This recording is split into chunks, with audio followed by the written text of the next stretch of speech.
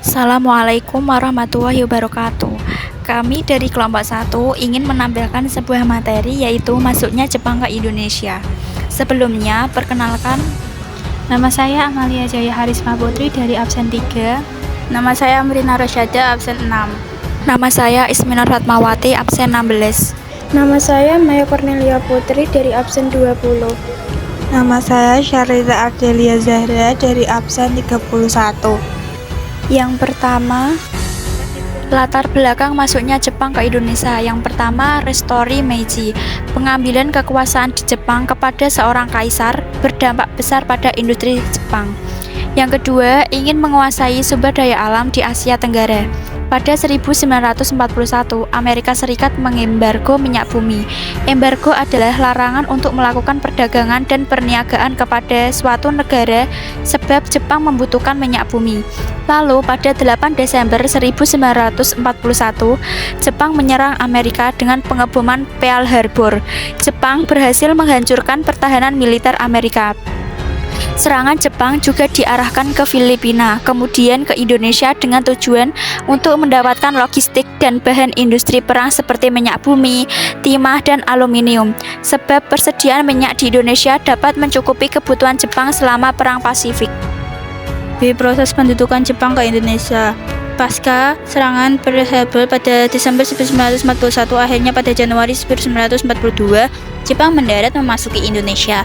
Pada saat itu, KNIL, Tentara Hindia Belanda, dan pasukan Australia berusaha menghalangi, namun Jepang tidak terkalahkan. Jepang kemudian berhasil menguasai seluruh kepulauan Maluku. Selanjutnya, Jepang berhasil menguasai Tarakan dan Balikpapan, Kalimantan Timur. Kemudian Jepang menguasai Sumatera. Pada Februari 1942, Jepang mulai menyerang Jawa karena Jawa adalah pusat pemerintahan Hindia Belanda. Sekutu membentuk ABDACOM, American, British, Dutch, Australian Command. Pada 1 Maret 1942, pasukan Jepang mendarat di Jawa.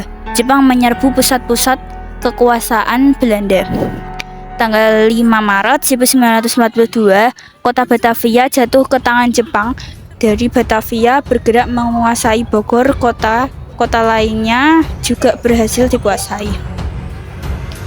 Tanggal 8 Maret 1942, Jepang menyerahkan Jawa kepada Jepang. Tanggapan dan pembentukan pemerintahan militer Jepang.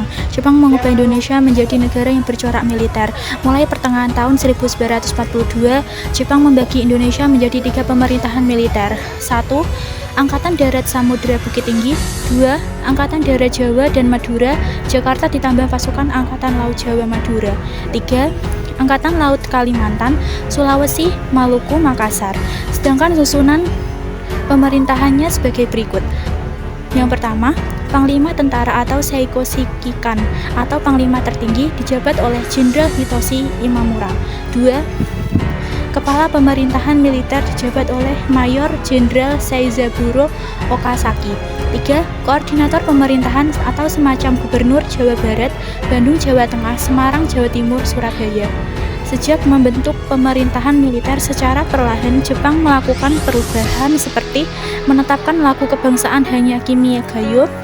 2. Rakyat Indonesia dilarang mengibarkan bendera merah putih. 3. Rakyat Indonesia harus merayakan Hari Raya Tenchosetsu atau lahirnya Kaisar Hirohito. Pembentukan pemerintah sipil Jepang.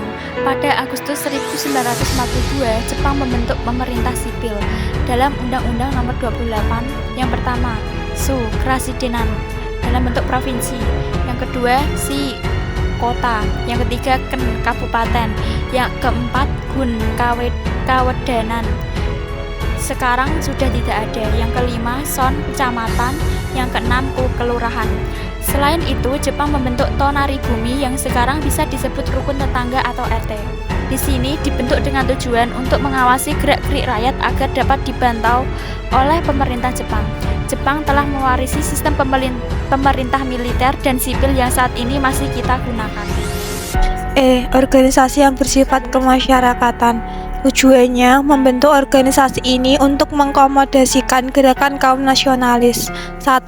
Gerakan 3A. Gerakan 3A merupakan upaya Jepang untuk merekrut dan mengarahkan tenaga rakyat yang akan dimanfaatkan dalam Perang Asia Timur Raya.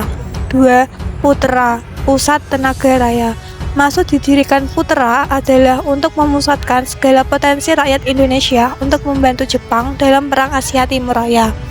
Sedangkan pendirian Putra bagi bangsa Indonesia adalah untuk membangun dan menghidupkan kembali aspirasi bangsa yang masih terbelenggu politik imperialisme Belanda.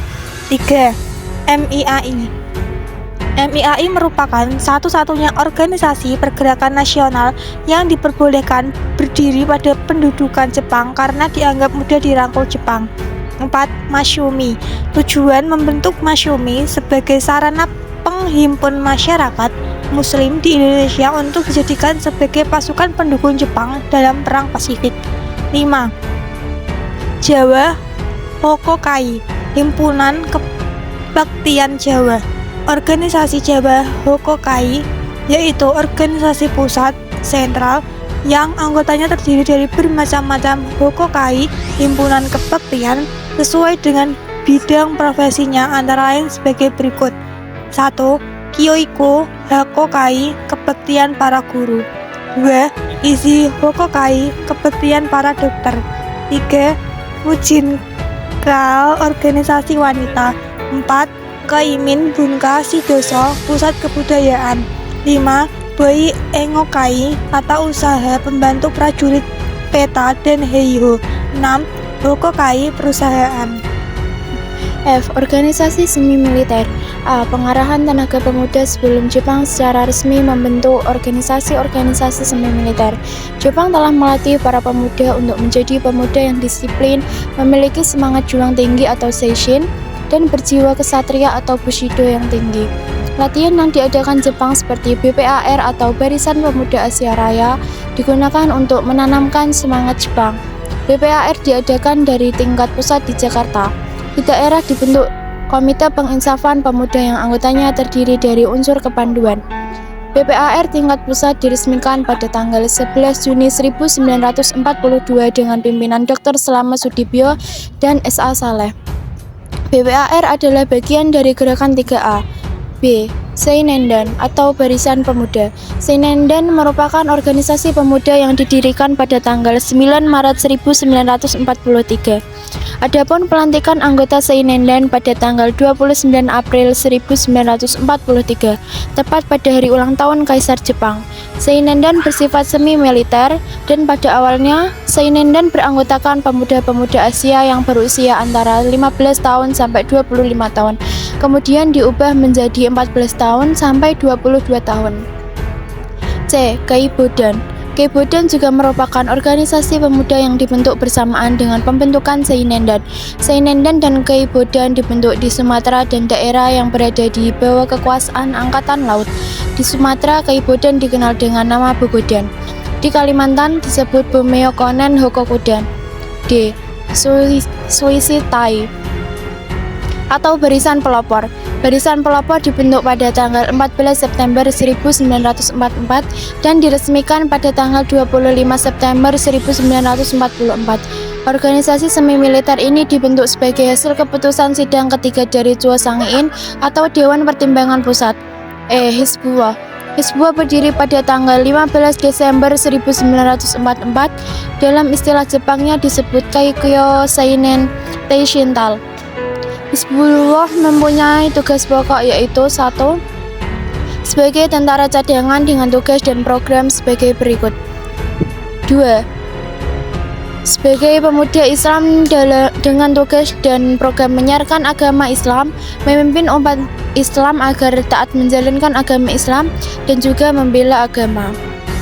G. Organisasi militer. 1. Heiho. Heiho dibentuk berdasarkan instruksi Bagian Angkatan Darat Markas Besar Umum Kemaharajaan Jepang pada tanggal 2 September 1942 dan mulai merekrut anggotanya pada tanggal 22 April 1943. Awal pembentukan Heiho untuk membantu pekerjaan kaisar militer seperti membangun kubu dan parit pertahanan serta penjagaan.